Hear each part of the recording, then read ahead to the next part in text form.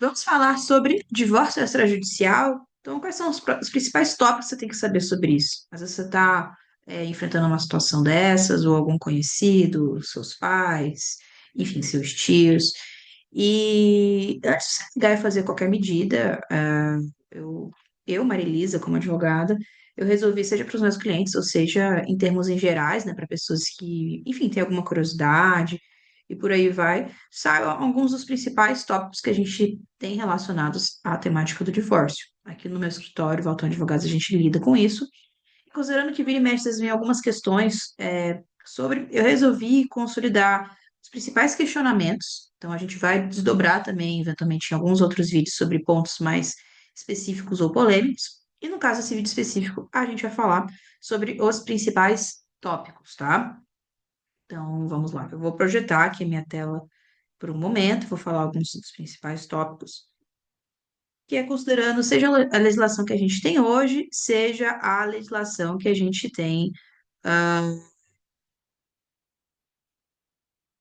a gente tem sendo cogitada por aí. Então, vamos lá.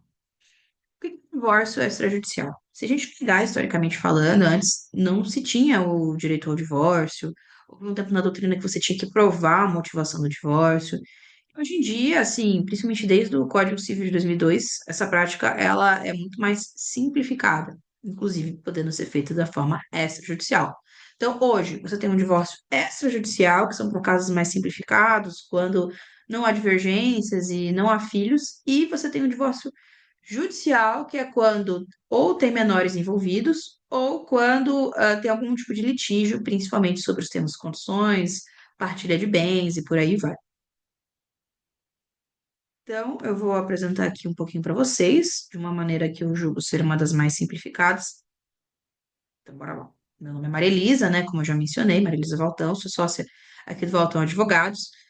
Ah, e eu vou falar aqui de uma maneira que seja mais simplificada, né? Então, o que que é o divórcio extrajudicial? Ela é basicamente uma forma mais simplificada de encerrar o casamento. Ela é feita em cartório, sem necessidade de homologação judicial, ou seja, você não precisa do juiz para decidir se vai ou não. A partir do momento que ambas as partes elas estão de acordo em encerrar a união, você, assim, já só lavrar no cartório, então não deixa assim perdido, né? Às vezes é muito comum, às vezes enfim, separou de fato, né, e não consolida, que é uma situação corriqueira. Então, aí tem que, quando vai se formalizar uma nova união ou para evitar embaraços, a pessoa tem que formalizar isso depois. O procedimento do cartório ele é relativamente simples. A partir do momento que você pega, você entrega a documentação aplicável, estando tudo nos conformes, depois é mais o agendamento no cartório mesmo, correspondente, e confirmar os documentos, que aí é uma semana, enfim, duas, para fins de assinatura. Então, é um procedimento relativamente simples e que, sim, precisa de advogado. Então, você tem que ter consenso entre as partes, ausência de filhos menores ou incapazes, então, por exemplo, alguma deficiência intelectual, qualquer coisa nesse sentido. A presença do advogado, ela é obrigatória, tá bom?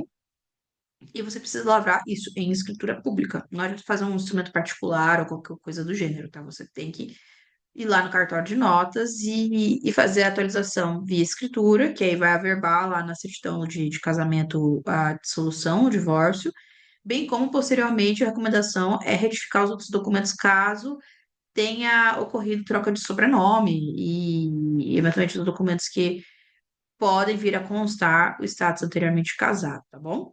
Então, a legislação que a gente tem, seja Código Civil, Código de Processo Civil, provimento do CNJ. E aí, como é que funcionam os trâmites, né?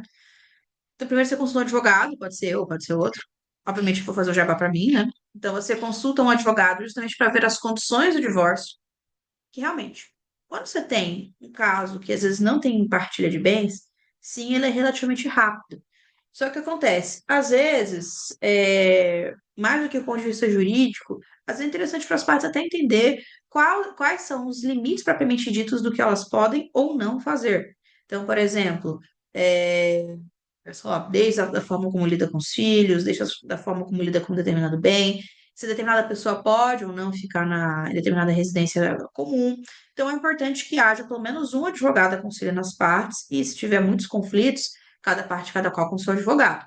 Então, você consulta um advogado, ou uma banca de advogados, ou mais, enfim, conforme for o caso. Aqui eu já estou à disposição, né, para tirar algumas dúvidas, mas, enfim, já vou trazer principais tópicos aqui, sempre que vocês falarem comigo. E aí, para estabelecer essas condições do divórcio, né? Seja data, seja bens, geralmente costuma dar muito problema, ou quando tem uma partilha de bens, né? Ou quando tem uma situação conflituosa ali no meio, alguma situação de briga, de violência, por aí vai.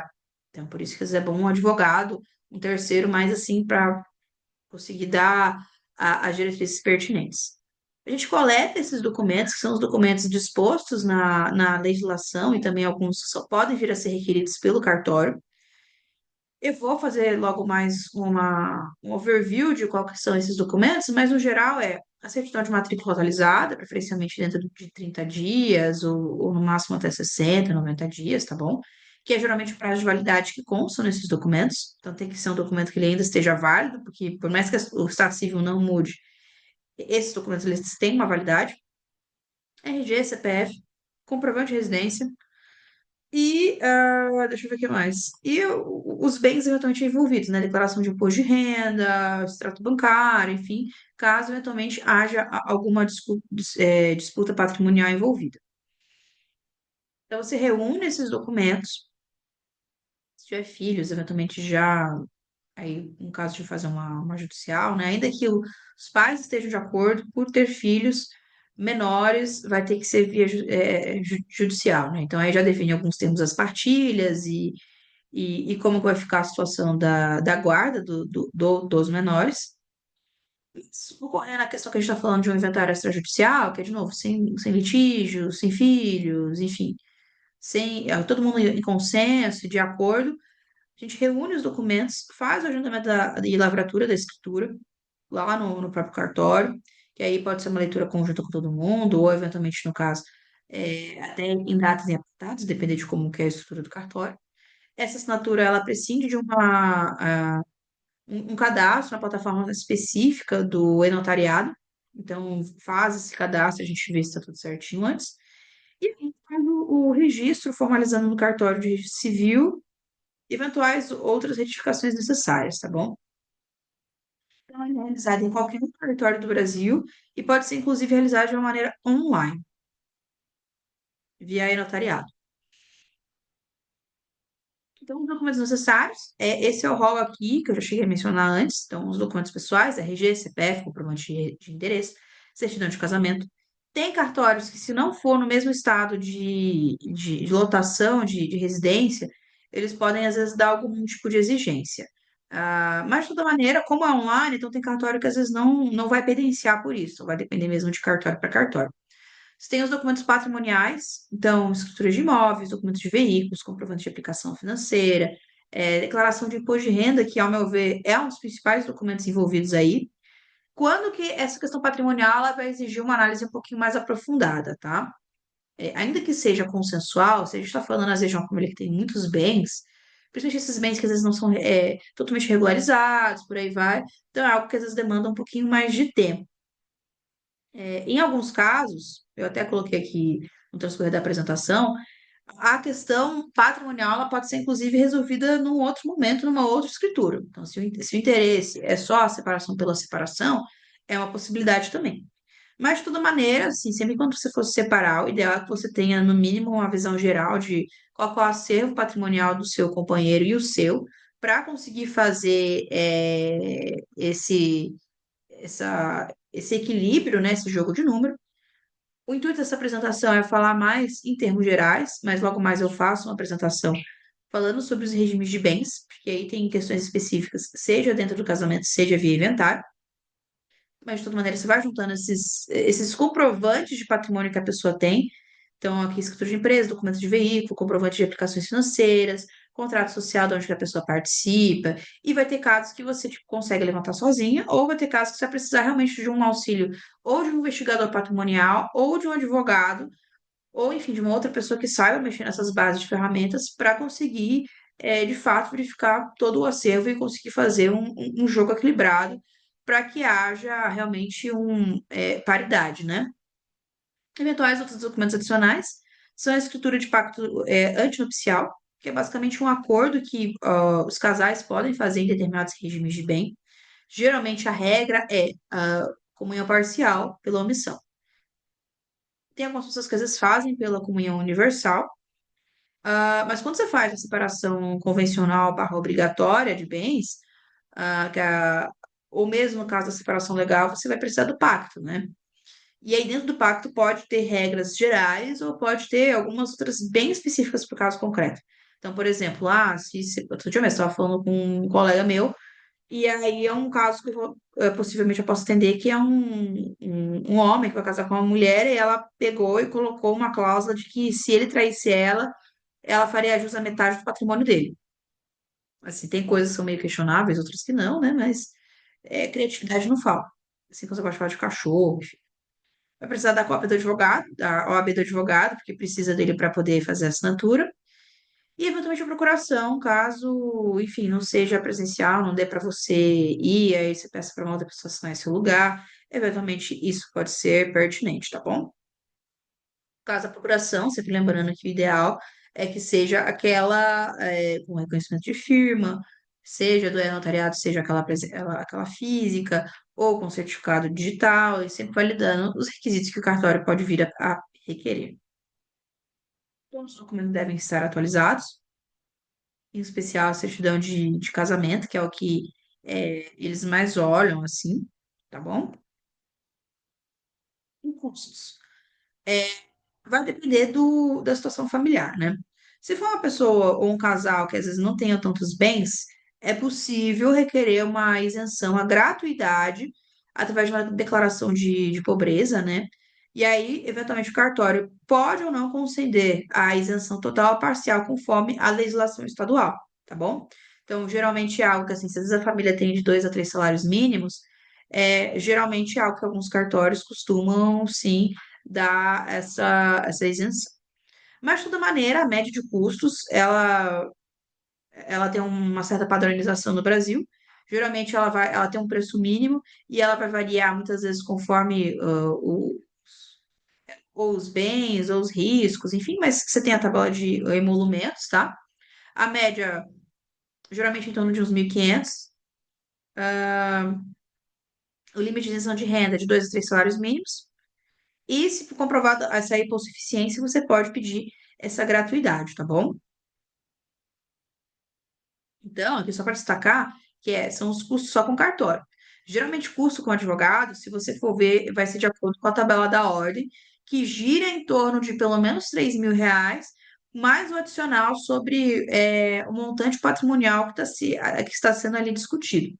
Tem advogado que cobra, às vezes, um pouquinho mais, um pouquinho menos. Tem advogado que tem um preço tabelado, independentemente dos bens. E aí é caso a caso. Mas, de toda maneira, é sempre bom ressaltar que você tem custos, seja do patrono, do advogado, que vai conciliar uma ou as duas partes, seja, eventualmente, os custos cartorários, tá bom? Ou, eventualmente, outros custos, é, não só do emolumento da escritura, mas também de conhecimento de firma, enfim, outras coisas mais pontuais nesse sentido. Existem advogados também que podem vir a cobrar por hora, então realmente vai depender caso a caso. Se você for fazer um procedimento mais específico, que é do notário ir na tua casa, coletar as assinaturas, etc., aí vai ter mais o custo do cartório, do deslocamento e da hora do profissional do tabelião, tá? Então, geralmente é algo que, assim, vai, sei lá, cobrar uns R$ 100 de transporte, uma expectativa, um chute aqui. Mais, sei lá, umas 600 reais, R$ 500 a hora do profissional. Então, assim, tipo, só avisando isso, porque às vezes pode ter casos que às vezes tem uma pessoa que ela é enferma, ou ela é muito ocupada, e que pode pedir esse tipo de tratamento excepcional. Então, é outra coisa que eventualmente você pode vir a colocar na sua soma. Sobre a partilha de bens.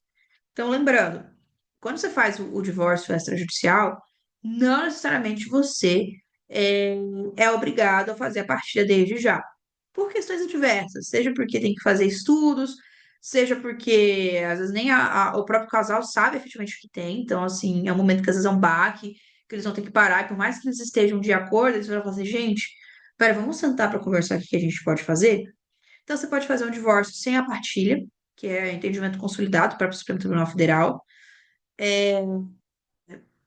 Na escritura, você indica que a partilha será realizada posteriormente.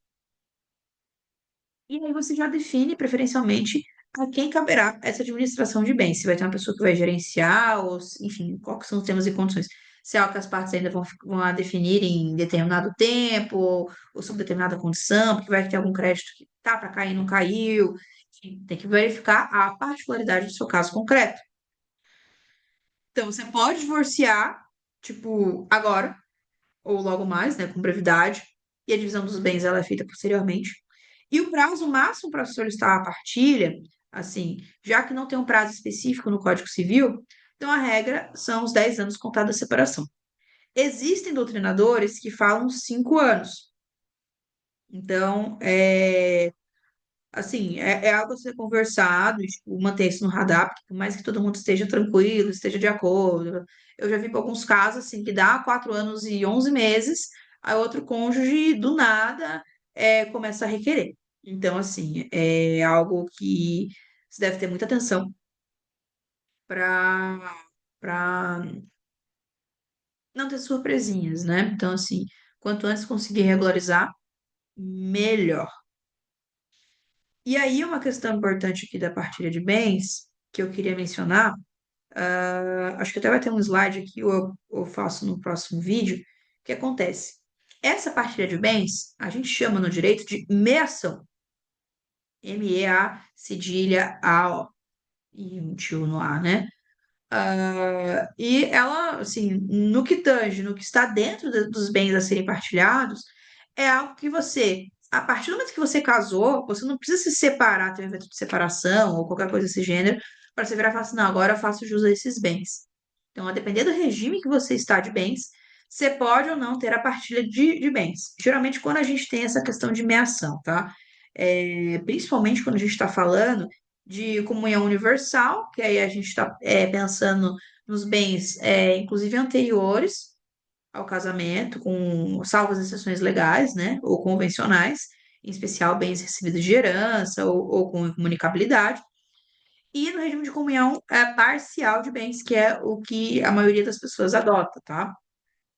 Então, quando a gente tem ameação, ele é um tipo de rendimento que não incide tributação, só vai incidir sobre ganho de capital, qualquer coisa nesse sentido, se na transferência houver um excesso, alguma coisa que exceda, ou seja, que seja a mais do que a ameação propriamente dita, tá bom?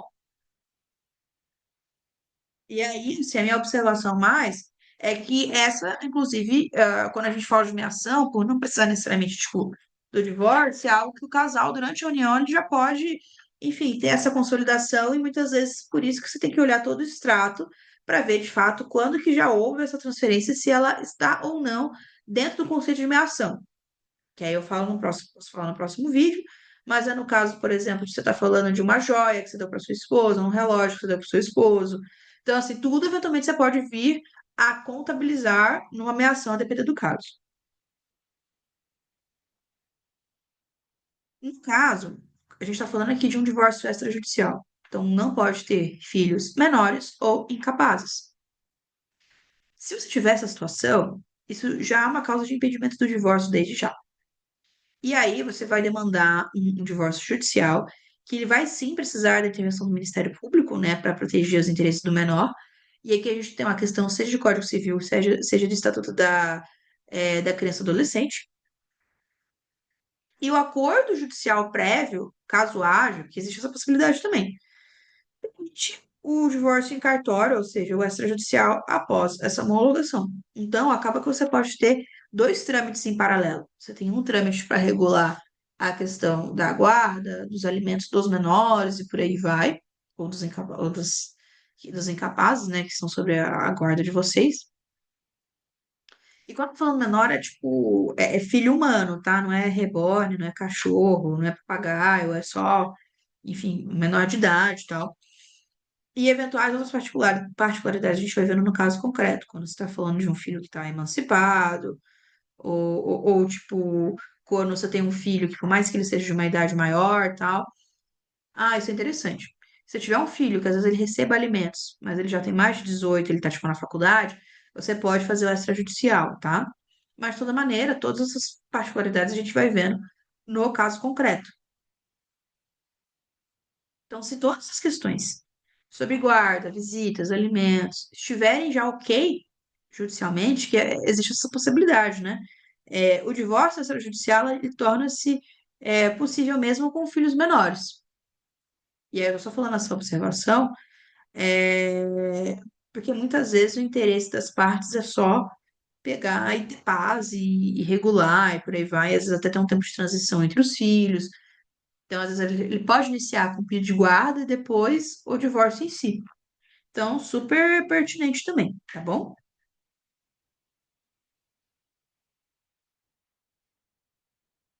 Alimentos em cartório. Quando a gente está falando de alimentos aqui, eu estou falando daquela é, entre adultos. Então, no caso, entre os companheiros, né, as pessoas que estavam casadas. Que você pode vir em casos muitíssimo excepcionais, é, ter alimentos aí envolvidos. Inclusive, essa questão ela pode até estar regulada num pacto antinupcial, se for o caso. Então, essa pensão alimentícia, se for o caso, ela pode ser, ela é única. Ao contrário da questão dos menores que você tem que fazer judicialmente, quando eu estou falando de uma questão de alimentos de companheiro para companheira ou companheiro para companheiro, você pode deixar essa disposição lá na escritura. E aí o valor e forma de pagamento vai ser sempre definido. Assim, os critérios jurídicos, eles são bem simples, que é necessidade de quem pede e possibilidade de quem paga. É essa a regra geral que a gente tem no nosso ordenamento, que inclusive repete a mesma lógica da questão dos menores. E assim, você pode tanto ter alimentos em caráter provisório, né, que é basicamente por um período determinado, ele é transitório, quanto permanente ou mesmo com um valor mais simbólico. O limite que a jurisprudência, ou seja, os tribunais costumam aplicar, é de 30 a 35% da renda líquida do alimentante. Então, por exemplo, se for um cara que tinha uma esposa, ficou 50 anos com a mulher, aí ele resolve separar agora. Aí, tipo, a mulher, na época, 50 anos atrás, ela teve que pegar, parar de trabalhar, não pode estudar, não pode fazer nada. Aí, enfim, é um caso que você vai poder questionar esse percentual e muitas vezes colocar por um período, no mínimo, assim, proporcional. Então, se ficou 50 anos, no mínimo, sei lá, um terço de tempo, ou até acabar a vida até o término da vida dela. Existe essa possibilidade. Porque é um caso, por exemplo, limítrofe, que de fato, assim, ela, a esposa, a companheira, ela teve que parar a vida dela, muitas vezes por conta desse esposo, e no final das contas não tem, tipo, seria totalmente injusto se ela, enfim, foi obrigada a tomar aquela decisão, enfim, por questões culturais à época, né, de guarda das crianças, de cuidado, por aí vai. O que é bem diferente, por exemplo, se eu pensar num casal que às vezes ficou 3 anos, que eu já cheguei a ver isso no escritório, tá? O casal ficou 3 anos, aí depois deu só 4 anos de separação de fato, aconteceram coisas posteriores ao casamento, aí o ex-cônjuge pediu pensão alimentícia por 5 anos.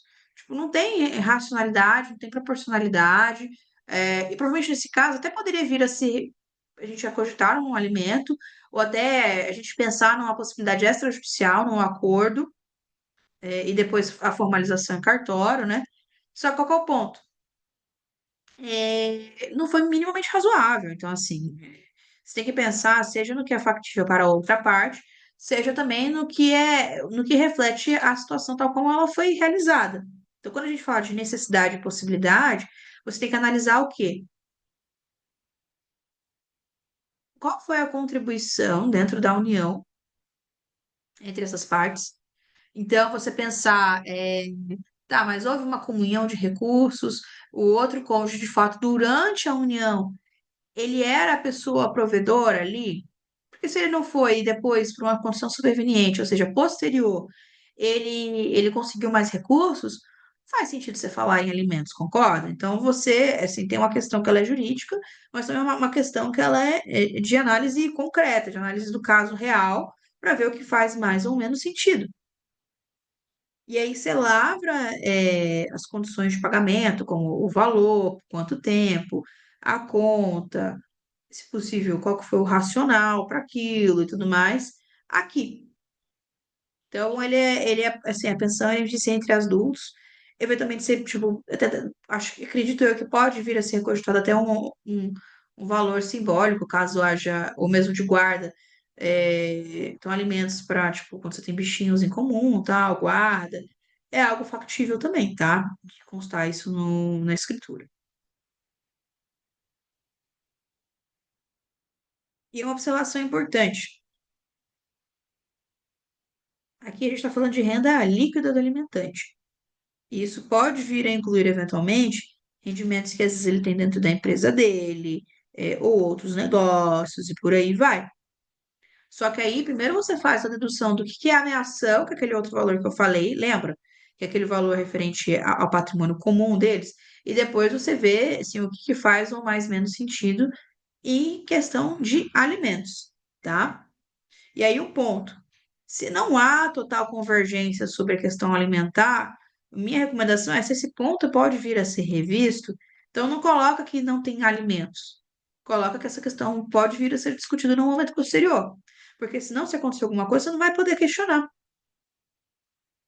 Porque às vezes você vem falar assim, não, só quero me separar, e depois eu vejo a questão de alimentos e tal. Então, cuidado que você for pôr nessa primeira escritura, caso haja essa possibilidade de revisão, pra realmente ter algo que reflita a situação tal como ela é. E aí eu quero trazer uma discussão muito importante aqui, que é sobre a separação de fato.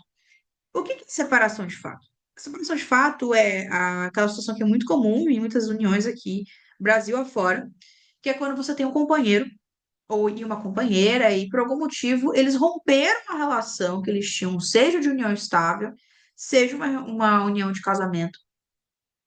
E nisso, não formalizaram um distrato, então não fizeram divórcio ou não fizeram a dissolução da união estável. E aí, a separação de fato, ela ocorre quando as pessoas deixam de viver enquanto casal, enquanto cônjuges. Inclusive, em muitos casos, com separação de lar. Tem casos que eles se separaram, só que não separou da casa. Eles ainda vivem no mesmo espaço, se é possível também. De uma maneira, mesmo sem essa dissolução formal, você pode documentar isso lá no cartório, tá? Esse distrato, essa dissolução, esse divórcio, ou requerer judicialmente. Então, a gente tem a escritura, que é o documento oficial, o acordo de divórcio ou de dissolução de união estável, que é o documento que estabelece os termos da separação, mesmo que ainda não homologado judicialmente. E aí você tem a questão das testemunhas, que, sobretudo quando você tem uma discussão de bens, por aí vai, é muito importante você ter pelo menos três testemunhas, às vezes até mais, sete por aí, mas legalmente falando, estando no mínimo três, já está excelente. Enfim, que vocês podem ter desqualificação de testemunha, porque é pai, porque é irmão, porque eu não sei o quê, então acaba que a pessoa pode virar informante. Então, por isso que eu penso assim, quanto mais você conseguir ter, melhor, até porque se ela é uma união pública, é algo que, em tese, tipo, quem é teu vizinho sabe, quem é o teu colega de trabalho sabe, quem convivia com vocês, mesmo círculo de amizade, sabe, não, sabe. Então, você ter essas testemunhas. Se tu tiver mudado de residência, os comprovantes. E isso é a prova mais cabal de que houve essa dissolução. Ah, mas e os relacionamentos virtuais? Aí, assim, se você não quiser aprovar a separação, ou quiser, né, dependendo do caso, tem que ver o teor das comunicações. Que imagina assim, ah, beleza, ficou brigando lá no WhatsApp, no e-mail, porque às vezes tem gente que briga por e-mail, até código Pix, né? Você pega o print daquilo lá, se tiver qualquer coisa, fala assim, olha, não quero mais, beijo. Isso já pode vir a ser um comprovante de que vocês se separaram de fato.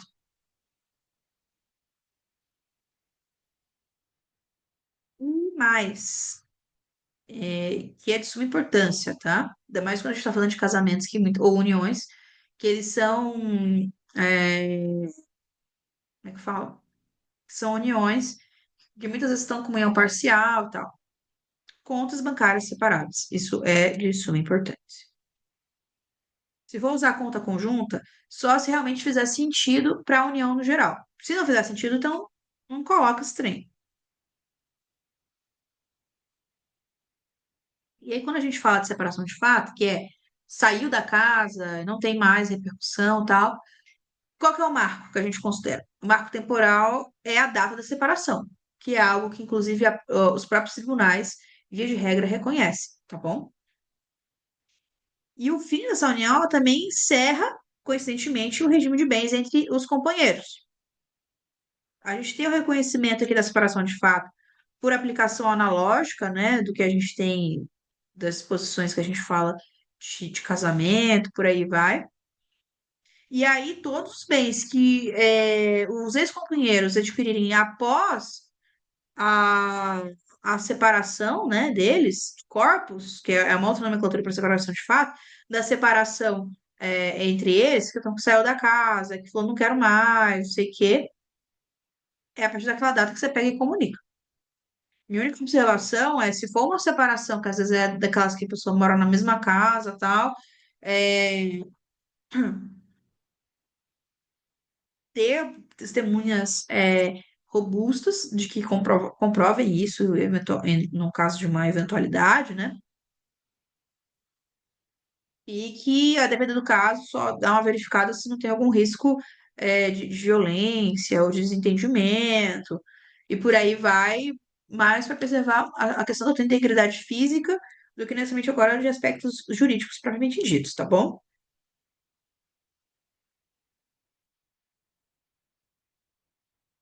E aqui uma questão muito importante, que é o direito de uso do imóvel comum. Então, se o casal eles têm o imóvel de uso exclusivo, o cônjuge que permanece na residência, ele não é obrigado a pagar o aluguel ao outro. E é que a gente está falando muitas vezes de uma proteção à vulnerabilidade, em especial mulheres com filhos menores ou sem renda própria. Então, o cara não pode expulsar ela, ela vai ter o direito real de habitação ali, que é garantido em lei, considerando a dignidade da pessoa humana e a função social da moradia.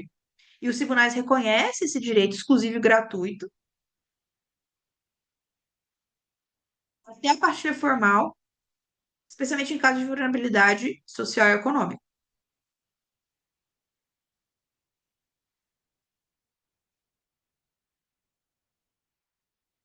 O Código Civil, por mais que ele seja relativamente novo, de 2002, né, e, enfim, já tenha tido algumas mudanças, a gente tem um aspecto que existem mudanças que estão por vir. Então, ele é basicamente um reforço do divórcio como ato unilateral. Então, a partir do momento que você vir e falar que você não quer mais, não quer, pronto. O anteprojeto confirma que o divórcio é imediato, é autônomo, e não depende de justificativa ou tempo mínimo, que às vezes pode acontecer com alguns tribunais, tá? E relevância de culpa. Então, os motivos da separação, saí porque ela era isso, porque ele era aquilo. Não importa isso, não quer, acabou, tá? Então, ele é foco na liberdade individual e autonomia das partes. Incentiva os meios extrajudiciais, então por isso que inclusive estou falando aqui de um divórcio extrajudicial, né? Que é o estímulo à resolução consensual, mantendo a obrigatoriedade do advogado. Ele não judicializa as questões envolvendo menores. Então, por mais que haja esse reforço aqui no projeto de novo código, você acaba que tem questões que ainda assim vão ficar a cargo do judiciário, pelo menos até o momento como, tal como é a redação desse anteprojeto, tá? Importante. Se você virou e falou, quero me separar, e a outra parte fala que não quer, ou a outra parte simplesmente sumiu, você vai ter que entrar com um divórcio litigioso, tá bom?